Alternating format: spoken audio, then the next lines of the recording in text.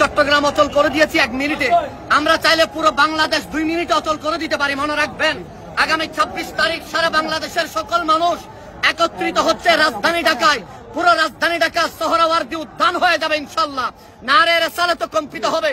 আমরা কাফনের কাপড় পরে আমরা শপথ নিয়েছি, আমরা যদি মারাও যাই আমাদের লাশটুকু যেন সোহরাওয়ার্দী উদ্যানে পৌঁছে সারা বিশ্বকে দেখিয়ে দিতে চাই আমরা হুসাইনিরা হুসাইনি চেতনা নিয়ে আছি। মনে রাখবেন, আমাদের ইতিহাস ঐতিহ্য আপনারা জানেন না। আমরা হুসাইনি চেতনা, কারবালার চেতনায় উদ্বুদ্ধ হতে চাই এবং আমাদেরকে মৃত্যুর ভয়, জেল জুলুমের ভয় আমাদেরকে দেখাবেন না। আমরা জেল জুলুমের ভয় না করে সারা বাংলার আপামার সুন্নি জনতাকে বলবো, আগামী 26 তারিখ রাজধানী ঢাকায় আসেন।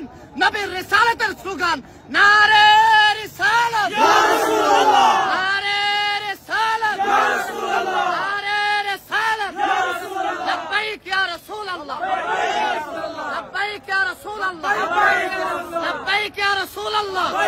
এবং আমাদের একটাই কথা, 26 তারিখ আমরা ঢাকা যাব, নিজের জান কুরবান করব ইনশাআল্লাহ। আমরা ইউনূস সরকারকে জানিয়ে দিতে চাই, আপনারা বৈষম্যের কথা বলে এই দেশের রাষ্ট্র ক্ষমতায় এসেছেন।